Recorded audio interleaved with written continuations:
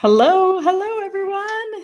Welcome to the live stream. It's the weekly live stream, sometimes recorded, but generally a live stream, where I share my book, Losing Sight of the Shore, How to Live on a Boat Without Killing Your Family. It's a really important book right now because my family is talking about actually doing this again, living on another catamaran.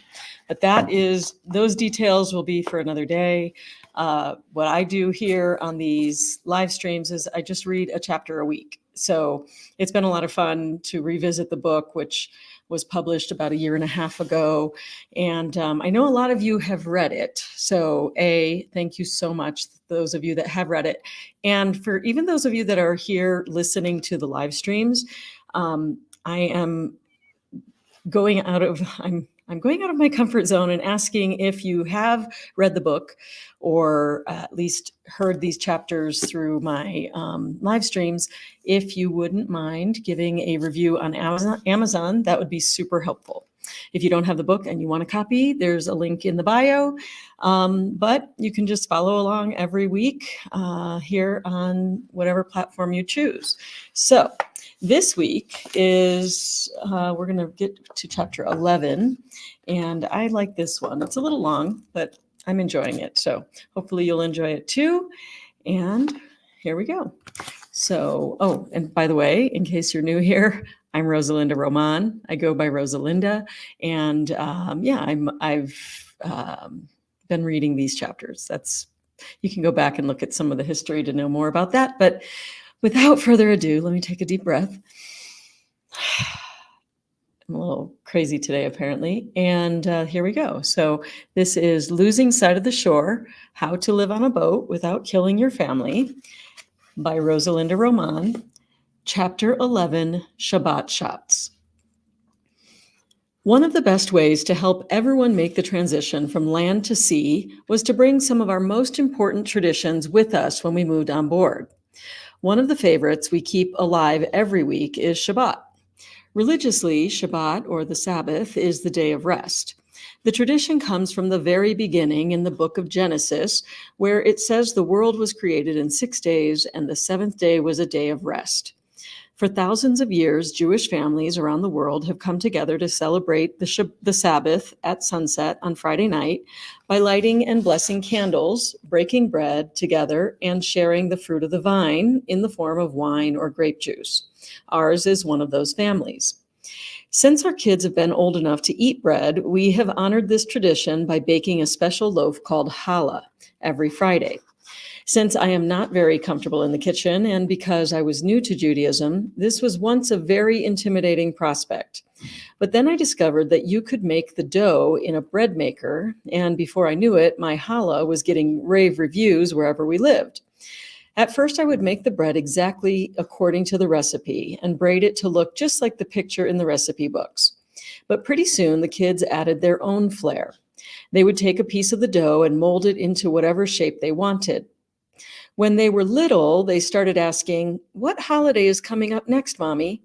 And they would then make a shape to represent that holiday. For example, if it was near Valentine's Day, there might be several hearts sitting atop the traditional braided loaf. Each week, we make every effort to be together for Shabbat, regardless of what we have going on in our lives at that moment. By prioritizing and personalizing it over the years, Shabbat has become one of our family's favorite traditions. This was definitely something we wanted to bring onto the boat. The challenge was how to do this. Bread machines are bulky, and most people I know would never have one on their boat, especially for one loaf a week. But the thing about deciding what to have aboard and what to do without is that sometimes you find that a luxury is really a necessity and is worth the space required to bring it along. A few other things that unexpectedly made their way into this category when we moved on to the Dawn Treader: an ice maker, a crock pot, an electric floor vacuum, and stuffed animals. All things we could have easily sailed without, but which we decided we couldn't do without. So, along with a giant plush Stitch, we made room on board for our bread machine too. Once we actually lived on board, we realized there are a few other Shabbat traditions that fit quite nicely into our new lifestyle. Perhaps our favorite was our Shabbat Shots. The truth is that this is a tradition with somewhat less wholesome beginnings, as it was born out of frustration with our kids. We were living in our mountain home in New Mexico at the time. We had asked the kids to help us clean up the house a bit in preparation for Shabbat.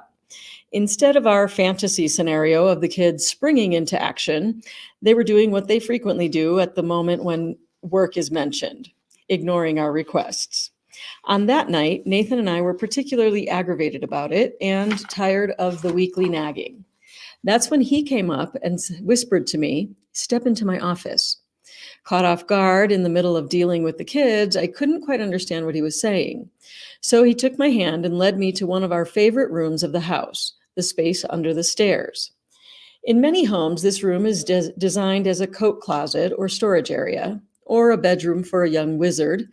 But when we built our house, we made it into a little wine room instead, with its own dedicated AC unit to keep the bottles stored in cedar wine racks at just the right temperature. As I followed Nathan inside, I discovered he had set up a little table with limes, salt, and 2 tequila shots. "It looks like we need an attitude adjustment. Take your Shabbat shot." It was just what the doctor ordered, partly because of the tequila itself and partly because it gave us a minute to take a breath and reconnect with each other before rejoining the family. Now, as I write this, I have a little voice in my head saying, should I really be telling the readers about this? What if they think we are terrible parents? What if they think we're lushes? What if? But just this morning, I posted something on my Weight Watchers app that I was totally worried about in similar ways. What if they judge me? What if they think I'm a bad person? Was the underlying theme. But instead of condemnation, people I wrote that to offered me love, gave me understanding. They appreciated my honesty. They were a positive part of my tribe. So as I write this, I realize that anyone who might sling mud over our Shabbat shots wouldn't be part of my tribe anyway. And chances are very good that they would never be reading this book in the first place. Or, as Dr. Seuss would say, be who you are and say what you feel, because those who mind don't matter, and those who matter don't mind. Nathan, who has a special way with words, would put it a different way. Screw them. Who cares what they think? With that in mind, I am happy to share the origins of our Shabbat Shot tradition here and report that that was just the first of many. I hope it goes without saying that we don't drive or sail anywhere whenever we partake in this tradition. But I can tell you there are plenty of occasions that you need a tequila shot when you live on a boat with your family. Since that fateful night in our New Mexico wine room, we have gratefully shared Shabbat shots with people across the country and in the Bahamas, Mexico, Canada, and Puerto Rico. It is a tradition we brought with us on the Dawn Treader, where some of our first Shabbat shot inductees were our live-aboard nannies. They probably needed them as much as we did, since they were right there in the trenches with us, managing 3 kids and a dog on a boat. We also introduced this tradition to many friends from nearby boats while waiting for weather windows or riding out storms in remote island anchorages. But it wasn't just the alcohol that brought us together. From teaching friends' kids how to make challah to breaking bread together over a meal, we loved sharing Shabbat with others along the way. It was shared not so much as a religious thing, but as a cultural exchange among friends. To me, that is the best thing about cruising, slowing down long enough to connect and learn from each other. The reason we sail or drive to new places is to learn about different cultures. So it makes sense that we should allow others to do the same when we happen to be that different culture. I think part of the reason I am always putting myself out there and inviting other people to join us comes from my childhood. Before my father was transferred to Miami with Eastern Airlines, where I made lots of friends, shed many of my previous limitations, and became the confident person I am today, we lived in a Chicago suburb where we were the only Hispanic family. We faced a lot of ugly bullying there as a result of being different, and I am now very sensitive about excluding people. With my own kids, nothing triggers me more than the slightest hint of them acting like the mean kid by leaving someone out. I don't do cliques, and as a general rule, everyone is invited. This tendency can be annoying for my somewhat antisocial sweetheart, but he's usually a good sport about it and supports my more social nature. To quote my new favorite musical and my mom's absolute obsession, Hamilton by Lin-Manuel Miranda, whether we are talking about taking the chance to share the traditions we love with the people we love or a Shabbat shot, I am not throwing away my shot. One of my favorite stories about when Nathan not only tolerated but fully supported my need to share our traditions with others was at our Hopetown Hanukkah party. It happened December 2009 when we were living on Hakuna Matata. By the time Hanukkah rolled around, we had spent a few months as part of the community, and we had learned so much. One of the first things we were educated about when Ahava started at the Hopetown Primary School is that the Bahamas is a Christian nation. Of course, this wasn't an issue for us, as most of our friends and family are also Christian, and we are generally quite comfortable being different. If we weren't, we definitely wouldn't be living on a boat. But simply knowing the Bahamas as a Christian nation and actually being a Jewish family in said nation during the holiday season are two very different things. We began to understand this when Ahava's amazing teacher lovingly pulled me aside one day and said, "You know we have a religion class, right?" I was surprised by this since it is a public school, but not only did that not bother me in the least, I was excited about the prospect. "That's great. Let me know if you would like any help with Judaism. I have a lot of books on board, or we could even bake challah with the kids on Friday." "No, I don't think you understand. I wanted to mention it to you because Ahava told me you're Jewish and we are only allowed to teach Christianity. The Bahamas is a Christian nation," she said. "Oh, well, that is totally fine too. Ahava knows her Judaism already, and this will give her a chance to learn something new." Over the next few months, she attended religion classes and listened respectfully as prayers were recited throughout the day in the classroom and at lunchtime. She did come home with some questions about Christianity, which we enjoyed discussing each week at the place where new ideas and lively discussions are always welcome, the Shabbat table. Then, as the Christmas season rolled around, we all got the chance to share in several Christian celebrations. We rejoiced with the rest of the community as we watched all the island kids performing in the Christmas play, a modern musical take on the Nativity, if I remember correctly. We cheered on our own daughter as she sang El Burrito de Belén, Jingle Bells Island Style, and other Christmas songs with the rest of her classmates at the most adorable Christmas concert we've ever seen. We went Christmas caroling in flip-flops. We made crepe paper costumes and shook cowbells and our booties through the streets of Hopetown at the Junior Junkanoo. In other words, we were joyfully immersed in that Bahamian Christmas. But it also happened to be Hanukkah, and as far as we could tell, we were the only Jewish people around, which meant we needed to get creative to give our own holiday its due. At the time, we were living on Hakuna Matata at Sea Spray Marina on the southern end of Elbow Key. It was run by a delightful, kind, towering man named Junior. This was back when Nathan did locum tenens for his clinical work, and Junior always went out of his way to check in on the kids, our nanny, Miss Melissa, and on me, while he was away. When discussing the possibility of throwing an island-wide Hanukkah party, we suspected Junior would be a good sport. We were not disappointed. Once it was decided that we would host this Hanukkah party at Sea Spray, Nathan and Junior started to plan, and the kids and I started to prepare. Knowing Nathan would have at least one last work trip to the States before the party, we ordered supplies which he could bring back in duffel bags. Those bags were stuffed to the brim with decorations, dreidels, geld, and gifts for the community gathering.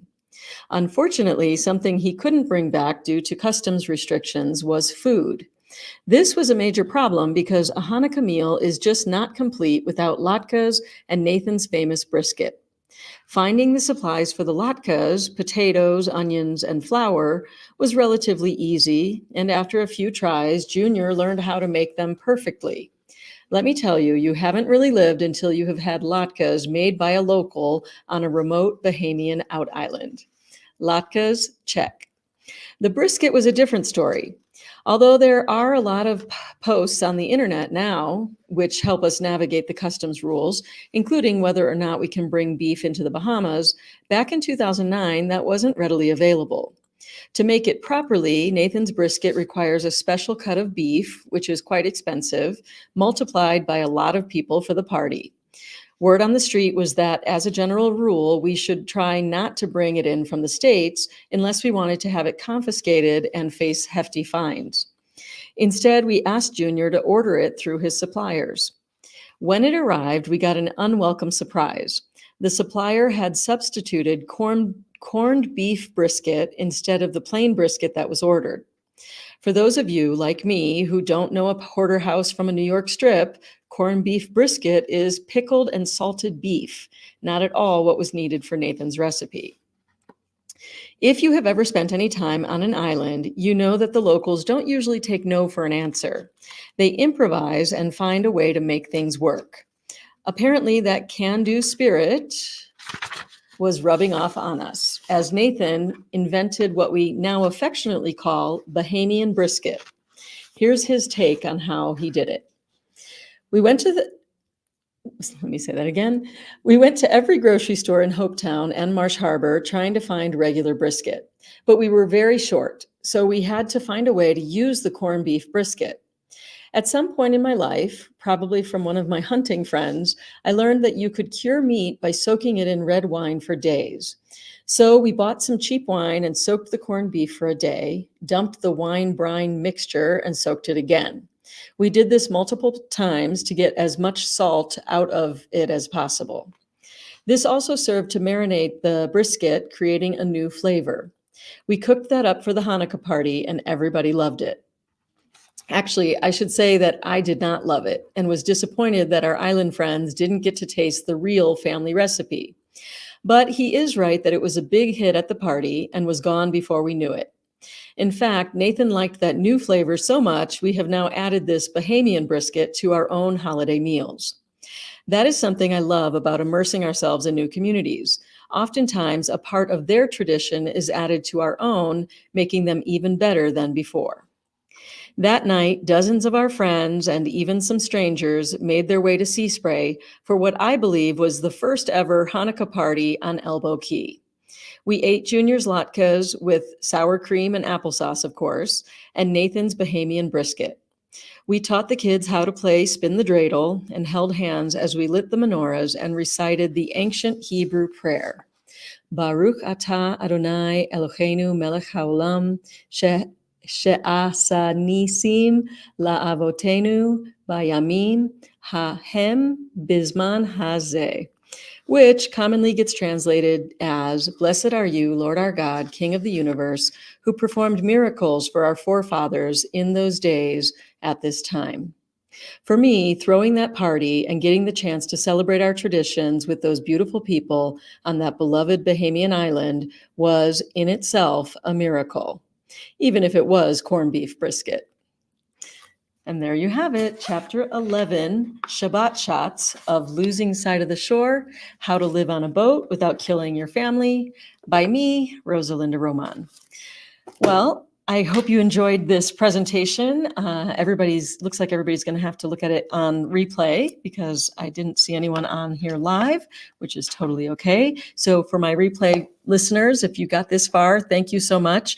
And if you are interested in more of my writing, including I post these chapters each week on my Substack. There's a link in the show notes, so please check that out. And I am posting on there. I think that's going to be the place that I'll post more about the upcoming adventure. We are in the final stages, knock wood, of purchasing another catamaran. But this time we're going to be sailing in the Med. So there'll be something to talk about. After I'm done with this book, maybe I'll share some of the boat logs from that adventure.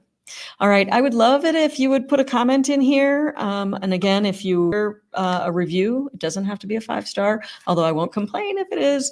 But yeah, it would be nice to get reviews on there because that helps me in the long run, as I am currently writing a novel and building up my author business. So thank you so much for watching. I hope you enjoyed it, and feel free to spread the word, make a comment, or just a thumbs up would be awesome. I'm Rosa Román. See you later. Bye.